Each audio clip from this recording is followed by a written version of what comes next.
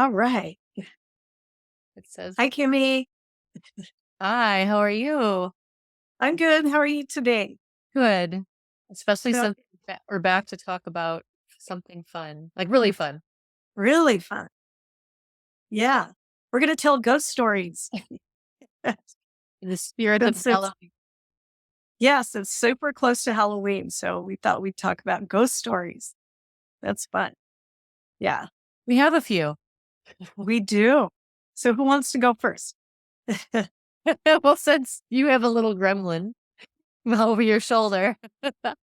We You have do. a little gremlin the way he's laying there. Yeah. Right, Betty? That's Peanut. So hopefully he won't bark. Anyway, I'm home today. Yeah. All right. So who wants to go first? Yeah, we both have some good ghost stories. So, Yeah. Should we talk first maybe about, because I think it's the most fun after over everything we listed was uh-huh, the seance stuff and the spiritualist kind of things that we've experienced in the spiritualist community, uh-huh. or even Okay. but just like the seance, the Ouija boards, those kinds of things. Yeah, yeah. When I was a kid, I never played with Ouija boards ever because they scared the crap out of me. And I did see a few kids playing with them. Somebody brought one to school once, which is Oh really wow! weird. Yeah. At school? At grade school. Yeah. Yeah. Oh, Pretty gutsy. I'm sure it didn't last long. The teacher wouldn't have that. Yeah. Going on. Must have been like lunch or something. But yeah, so I don't have a lot of experience around Ouija boards. I've done it a few times as an adult and got answers. So you have more. So you go for it. well, I was telling Lorena, I forget what I was watching on TV. I think I did discovered on Hulu, they have a new, American Horror Stories. I'm not really into horror stuff, but they have an anthem to this one, like, haunted house in that, and I love the season with the haunted house and stuff. But anyways, in it, they were playing with a Ouija board, and it just totally brought back, "Oh gosh, I played with a Ouija board a lot as a kid." Wow. Um, and I think I was telling you, that was born out of watching an Amityville Horror when I was a kid. That was a really big, really popular movie, and which shouldn't have been because for kids. But anyways, I made my own little homemade Ouija board, and I used to play around with it with friends and ask questions, and we got it to interact with us all the time. Never had anything bad happen. Look, everybody's so scared that, oh, it's gonna bring in Mhm. dark spirits or anything. I never had any bad experiences. Only one time I Mhm. remember the little, what did you call it? The Oh, a planchette. planchette. The Yeah. part where you put your fingers on. Did move strongly in a way that it was like, "Oh, that wasn't from us." Nobody, it pushed forward really fast when Mhm. nobody was pushing their fingers Mhm. onto it. Mhm. And then I remember just one time playing with a couple girlfriends and feeling like a light touch, but that was Mhm. probably freakiest thing that happened during it, but Mhm. it would definitely answer us. Yeah. Yeah. I did do that at a spiritualist church once, and it was a special event. There were only 4 people, and this guy sat with a table. So it was an actual round table, and it had gold letters for all the alphabet and numbers. And he had some sort of planchette. I can't remember what it was, but we sat around and asked it questions. So it was just like a Ouija board, but they never called it that. Yeah. And it was in a darker room and it was at night, but nothing weird happened at all. You could feel spirits around and stuff, Yeah. but they did call it something else and I can't remember, but that table was set up just like a Ouija board. So, And were Ouija boards derived from, like, more of the like, the spiritualist things that were going mhm, on? that's a good question. I can't remember because I do have a book about the history of the Ouija board. Oh, really? Yeah, I forgot who the author is, but I listened to her speak at some event. And she said the only time the Ouija boards got scary is when Hollywood made it scary. They Right. started creating all these stories around it and they made it scary. Who knows? And then she also talked about a lot of famous authors who channeled information started with Ouija boards. Oh, really? And she said Seth, the Jane Roberts and all the Yeah. Seth books started that way. And there's a few other famous books, but I can't remember that I wrote notes, but who knows where those are. But so those books, but a lot of that information started with Ouija boards. So she said that whole thing about it being scary has been really exaggerated. Right. Hey, if you want to call in bad spirits, hey, that's one way to do it, I'm sure. But don't do I that. guess that would be about intention, right? So I've Yeah. seen a couple famous mediums say, like, they put on their social media, "Hey, everybody, it's that time of year. Make sure you might think it's innocent, but don't let your child play with the Ouija board." And it goes back to like intention and innocence. And we were just always asking questions about boys. Of course. Just so like, and it was never, we were never trying to do mean stuff with it. And maybe Mhm. that's anything goes back Yeah. again to intention. Yeah. Yeah. That makes sense. I did do, if this goes into this, once when I don't know, I was with some friends. This is when I was still in Utah. So I was probably early 20s. I had a friend who had a friend, and we went to her house. It was during the day. They said it was that they called it a seance, but it wasn't a seance because it was during the day. It was bright outside so that we didn't darken the room or anything, but we had our hands on the table and our fingertips were touching and we're calling in spirits. And it was a big, giant, heavy round table. And this table kept almost bucking, like, oh, well, almost like lifting up 1 or 2 inches and then knocking against her over and over again, the person whose house it was. And to me, that was scary. I had, so I'm sitting here going, trying to think positive thoughts. And everybody was like, I'm getting this and I'm getting this information. What everybody was getting was completely different. Oh, And so it was so disjointed. But there was something happening because this table, which was really heavy, was moving by itself. And anyway, so scary. So, that's really like chasing some interesting physical phenomena, as they call it. yeah. And I have been at a table tipping, and we did talk about this a little bit. And this was here in Phoenix. It was at a spiritualist church. It's no longer there.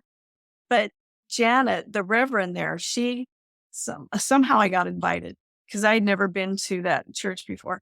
Is that the one And in Tonopah that used to be in Tonopah? now this was just in kind of northwest Phoenix. Okay. So yeah. Anyway, so she started it. We were sitting around and it was a small table for this table tipping. For table tipping, as far as I know, typically you want a smaller table and then you don't want it too heavy. And they usually, I think, have 3 legs Mm. and wood. And anyway, and this was oval shaped.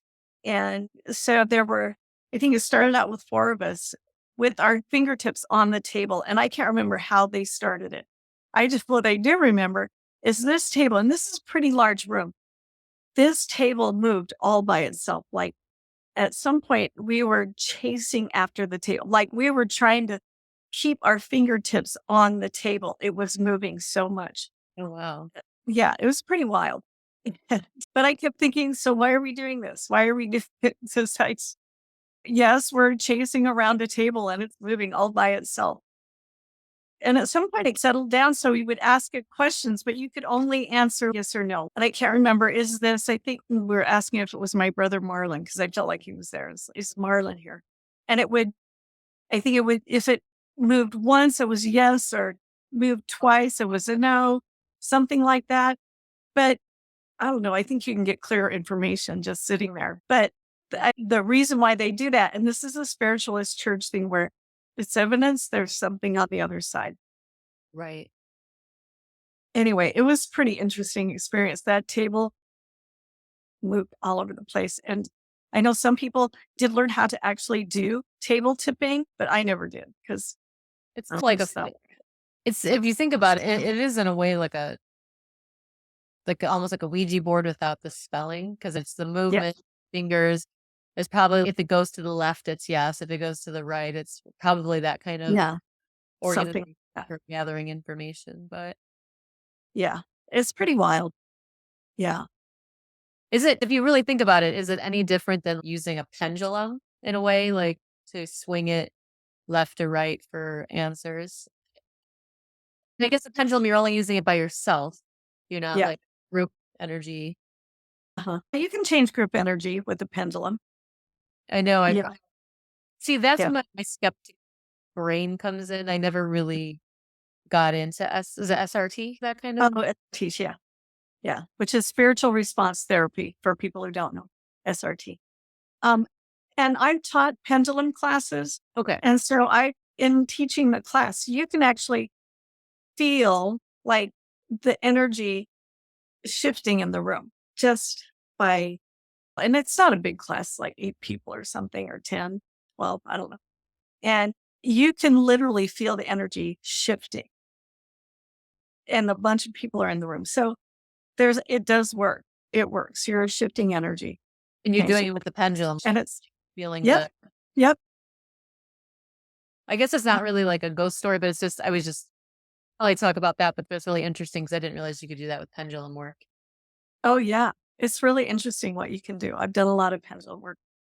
Yeah. That'd be But a thing to talk about. yeah, we could talk about that. All right. So moving on to things moving.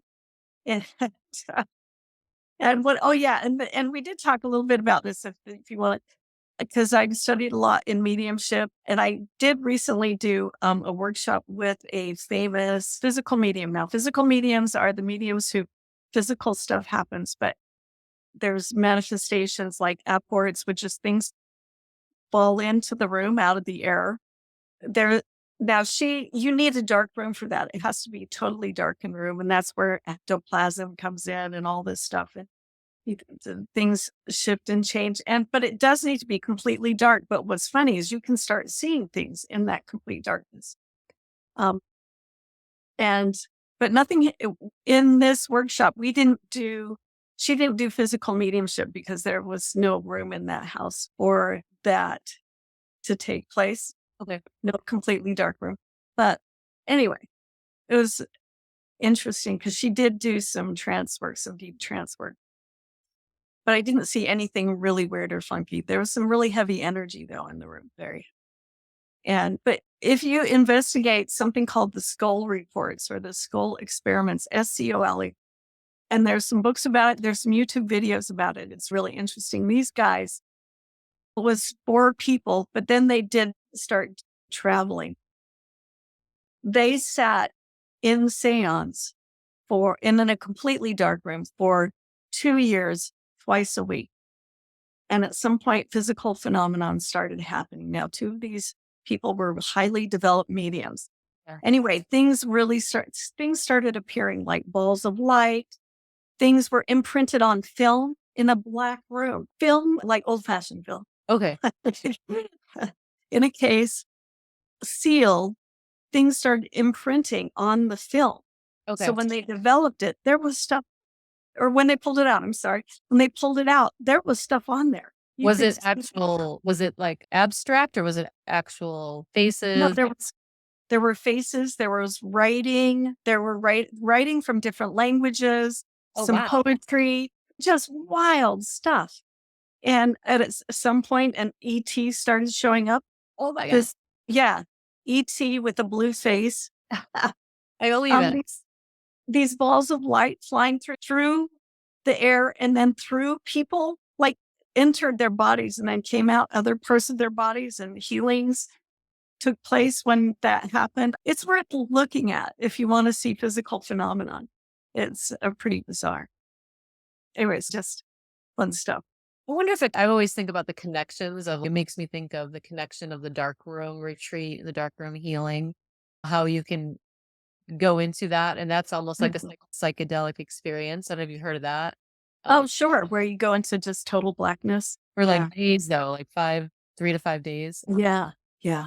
And then I had somebody who just read me recently, and she was saying that I had a lot of Akashic work in my Akashic records of doing that develop myself, and I never and I've it's interesting because 'cause I've been thinking how I would love to do a dark room therapy retreat, but the only thing is Oh, me back is it's because there's some caves people go to, I think up in Oregon or something like that.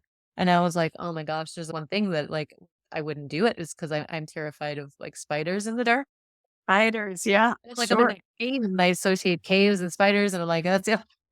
Mm, I get it. I wouldn't like those spiders either. Yeah. But it just made me think like they're doing this old traditional like mystery school thing and then doing it with the spiritualist overlay and like the Mhm. beliefs with that. Yeah, who knows? Who knows? Yeah. I've been in a seance that was completely black where and that's the first time I was in a seance. And I've talked about this before. Getting into ghost stories. A woman started walking right across. There she is, looks just like a ghost. Stopped Uh-huh. right in front of just exactly what you would imagine like in the movies. Stopped, put her head in my lap and started crying. And then gave me information like to the person who was sitting over here. Yeah. Yeah. Oh, was So that spirit the ghost for somebody else? she wanted to connect with somebody else, but I saw her walk across the room. My eyes were open. Oh, It wow. was a completely blackened room. This was in New York City. So that's one of my ghost stories. I had never seen anything like that where it looked like a white, wispy Yeah. spirit walking across the room. Yeah. You had a message for somebody in the room? And Yeah. did The she, woman like, who was sitting, cross the road? what? Did she need to cross or anything? What do you mean? Need a Like, cross? was she stuck or she just had a message? She had a message. She just had a message. It didn't feel like she was stuck, but she was very sad. Oh. And she had a message for her daughter who was like 2 seats over. Oh, okay. Yeah, but I'd never seen that before, like, literally, "Oh, it's a ghost." She looked exactly like what you would think a ghost should look like. So what about your ghosts? You have a couple of ghost stories since we've moved into ghosts. Yeah, and before I forget, I actually was thinking when we were talking about them in the dark space and then working through you, moving through you, it got me thinking about like, if I have some of that abilities, but if I actually sat and did it, like if I would be able to do more physical phenomena. Because I was thinking about one of the last sessions I had with a client, a combo client, and he had lost his wife, so he was a widow. A widow. Yeah. I forget. Can guys be widows? Widow. Widower, a Widower. widower. He was a Yeah. widower. And he was moving through a lot of grief over he had a real tragic death, and then he was there, and it was just weighing on his heart. So for the 3 sessions he was with me, I was praying really hard, like, really deeply for him to get, like, a connection where he could feel her again, and, like, through the work that I was working with him, I really wanted him to feel her. But what's so interesting is when I gave him the Sanaga eye drops, I was in that space, and I went to put my hand on his head, and I was hovering my hands over his shoulders, and he started bawling, and I'm like, "What happened?" And he felt his wife move through me, and he felt her hands, Oh, like, that's wonderful. on him, and I was like, "Oh, that's so strange," because I was asking for that, but I thought that was a pretty cool spirit phenomena that she actually used me in Yeah. my work to and Mhm. I've never had anybody articulate that, but that was cool. That's very cool. Yeah. Yeah. I've had a couple of haunted house experiences that were Me not too. related to my work. Mhm. One of them was mid-20s, living in Chicago in the Pullman district, and anybody who's familiar with this area of Chicago, it was a railroad tycoon who not only owned the company in the town, but he owned the town, the grocery stores, the real estate. And part of the requirement to work for him was to live in his little town. And it's like these brick row houses, and it was really ornate and like beautiful, but it was a really oppressive place to live. And I remember being in the apartment and seeing somebody cooking in the kitchen. And I'm watching TV, and all of a sudden it Mhm. dawned on me, wait a minute, I'm alone. Like Uh-huh. my mom is up, she's working. And then I Mhm. look over and I could see like the outline of a woman from the early 1900s like fading away as she's and we had a little dog that used to follow something around in that apartment and growl. Mhm. Oh, So wow. I Mhm. think it wasn't a residual, the way we were talking about residual versus um Yeah. the interactive, or I forgot the word they call it. Uh inte- Um, say intelligent, that again. like when you have a residual ghost Yeah. versus a they call it Residual energy. I don't know, but there's like a memory imprint that they're picking up from the place that a good psychic can pick that up. Or is it a ghost? Is it the actual? But they Yeah. call it something like when it turns and it looks at you and it recognizes you, there's an Mm. I feel like they call it like an intelligent ghost, meaning like that one literally is the spirit versus the imprint. Oh, interesting. I didn't know there was a name for that. I lived in a haunted apartment once where I lived in a couple. This is in New York. That's a lot of old buildings there, and people have died in buildings. But I lived in a building where this, and it was my roommate. It was her apartment, so I was the roommate. But she one night she was gone, and she went on a date with some guy, and I was asleep in the bed, and I heard a voice actually say, "Something is here." Oh, jeez. Like, I was completely asleep, and I heard this, "Something is here." And it was a male voice, and I shot up out of bed. "Oh my god, something's here." And there was a purse that was hanging on the wall. There was an extension was for bags, purses, and this purse was moving like this, like about 2 feet away from me. So I reached over and I stopped the bag from moving, and I laid back down. I'm like, "Oh my god, this is scary." I turned on the lights and I'm just laying there going, "Now what?" Because something was here and it's moving things around. Excuse me. Anyways, so I'm just laying there like this. Oh no, now what? And I think I did turn off the lights, and then Maureen came home about 10 minutes later, and I was so happy that I wasn't the only one there. And I didn't think anything of it until the next day. And she goes, "Lorena, what is this stuff that's all over the floor? Like all these things on the shelves were on the floor." I didn't even see that. I just saw the purse going. Yes. Oh my gosh. So this spirit had really moved some stuff around before I was told to snap, wake up. Right. And the thing is, and I think it was a man, and because that is when I started meditating a lot. I was doing that Nam Myoho Renge Kyo Okay. meditation that Tina Turner does. I was going through a phase where I was doing that, and I would chant and do this and meditate in front of this altar. Anyway, and I could feel this. There was a guy in there. There was a guy in that apartment. And I think my impression was that he had died in that apartment. And Oh. the only time there was activity was when Maureen brought a guy over to the apartment. So he didn't like her bringing guys over. That's when stuff happened. When there were guys over, and then they would leave, and Yeah. then he'd create some chaos. Yeah. I only lived there for 4 months. So, They're like, but that's yeah. Yeah. And yeah, and I did see, and we talked a little bit about this one, about seeing dark spirits. I was another New York, this was in Brooklyn. Both of them were in Brooklyn apartment in a brownstone, one of the floors of a brownstone. And I was asleep and I felt something on me. And I felt like there was a ghost in that apartment. There was something there. I could feel it. "I know you're here, buddy. I know." But anyway, so I was sleeping, and I was sleeping on face forward on my back, on my stomach, wow. and I felt this thing on my back. There was literally this thing on my back. And I woke up and there's this thing there, and I flipped around and sat up, and I saw this thing run into the wall, ran into the wall. And it was this dark spirit. Those, what is it called? The dark, I don't know. There's a name for that. They're dark, completely black outline of a spirit that ran into the wall. And I've had a friend who saw one of those many years ago, and I thought that's one of the scariest things I've ever heard, that you saw this black spirit. They have I red eyes, I don't they? They're like shapeshift. What?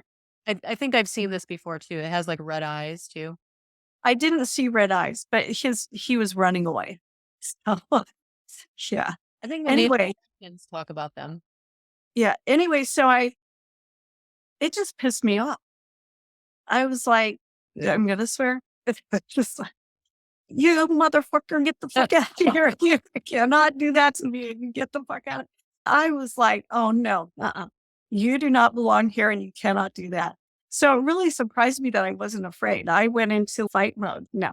And Yeah. then I did all these ceremonies that I had no clue what I was doing. I got some white sandalwood powder and all sorts of things. So, no, you cannot be here and you have to go. And I never saw it again. And they never felt it around me. But that sounds like a scary experience, but I was surprised that I was not afraid. I was just like, oh no, buddy, you're out. How Yeah. like, what were you going through at that time? Because I had a feeling when I was seeing something similar, I was really lonely. There was like a loneliness, and it was like invited. A couple of I saw them standing in the like corners, Mm. and then when I named it, I saw the shadowy be, and then it walked. I literally saw it walk out when I said Ah. like you did. Hmm. But I was like, I think what attracted at that time, like I had just moved to a new city. I was just new in Arizona. I didn't know anybody. And I felt, oh, I must have invited these guys to keep me company by accident. I don't know how, but Yeah. I I lived with my boyfriend at that time, okay. but I think that that spirit was already there Oh, when I moved in. Because at some point we were painting the walls and I remember seeing, and we never noticed this before, but we were painting the bedroom wall and there was this drawing, but it was barely painted over. But unless you really looked, you didn't see it. There was a human shaped form that was drawn on the wall that was full size and it had writing on it and stuff. So I think somebody was messing around in that oh, space. yeah, Yeah. And that was creepy. I remember when we saw that, it was like, oh, that's weird. That's not good. yeah, So we painted over it, but we didn't notice it until we were painting it. So strange. I think somebody had summoned that being into that apartment. yeah. You do some. Yeah. That's your Yeah. space, right? So if you don't claim it Yeah. and Yeah. clear it, that stuff Yeah. can hang out with you too. Yeah. So that was pretty weird. And other ghost stories. I know there's more. Oh, I saw a Native American once, and this was in New York again. But this was on a daytime hike with some friends at Mount Piccamoose. I think it's in the Catskills.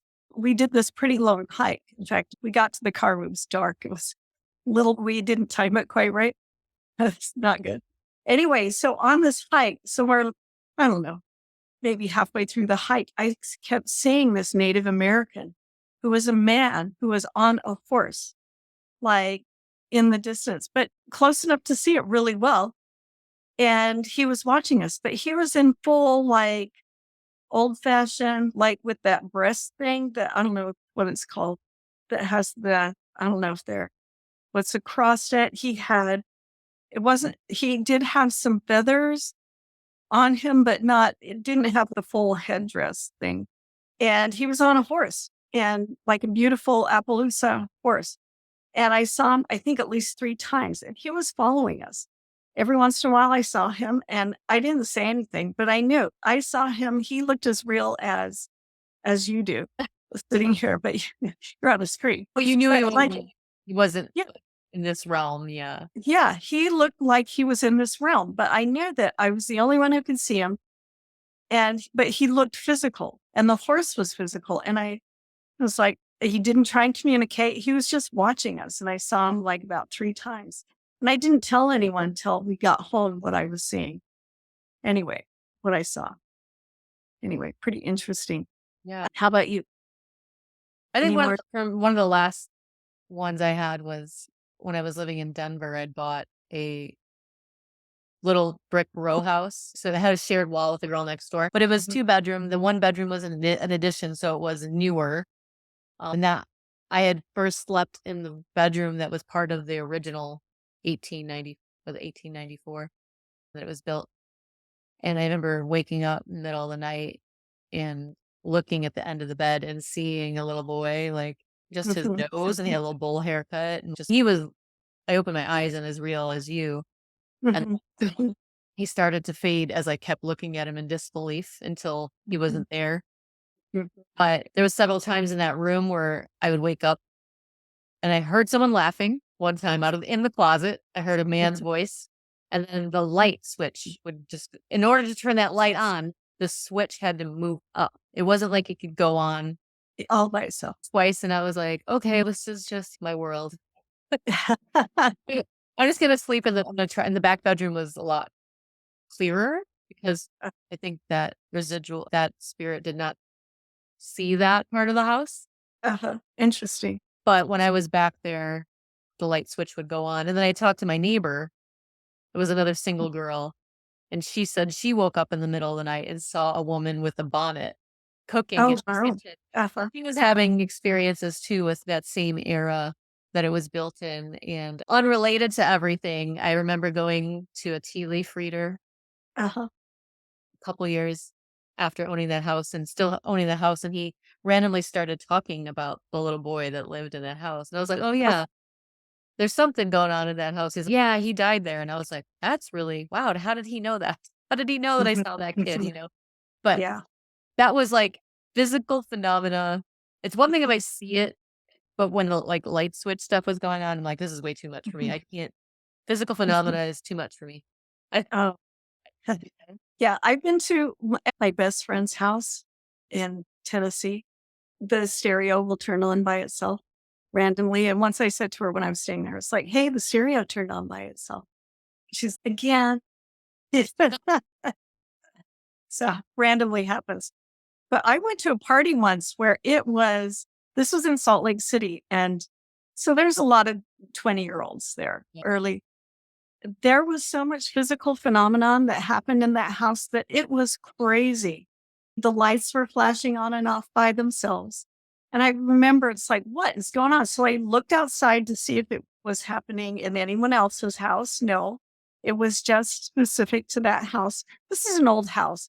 Yeah. What else happened? Oh, doors open all by themselves. Like we were standing in the kitchen talking about five of us just hanging out. And the door from the outside, the side door, just started opening all by itself. And we all got this creepy feeling. And I was thinking, oh my God, whoever's behind that door is really creepy because there was just a creepy feeling. So we're all waiting for someone to walk in. No one walked in and we did this to see. There was nobody there. The door opened all by itself. So Um, Books flew out. She lived her father was a lawyer. He had a den with lots of big, heavy books.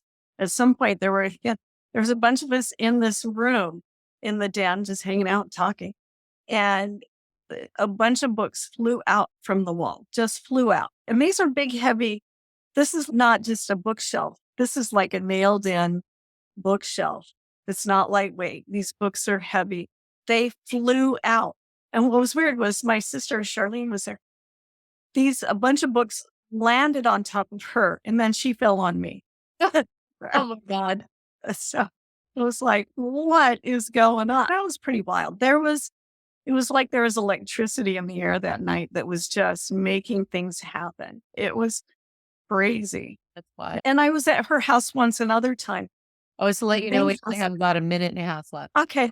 But the record player would go on by itself, Oh, not wow. just the stereo, but the record player would flip on and start playing music. Like, So I picked up that arm and put it on the yeah. Yeah. it takes an incredible amount of energy for a spirit to create physical phenomena, I heard Yeah. so bad Yeah. before. There Yeah. must have been a lot of energy there. Oh, there was. Anyway, so I guess we're going to end here. So, Yeah. We have to. Other yeah. So those are some of our fun haunted house and ghost stories for Halloween. Yeah. You guys enjoyed it. Yeah. Hope you guys enjoy this. All right. We'll Spirit see you talk. soon. Yeah. On Spirit Chats with KImmie and Lorina. Spirit chats. Oh, it's spirit talk. I'm having an eclipse brain today with all the solar eclipse energy and then the lunar eclipse happening tonight. So Yep. There's a lot of heavy energy. Be good. Be safe. yeah. Hang in and just lay Yeah. low. Yep. It's a good idea. All right. Till next time, everybody. Bye, everybody.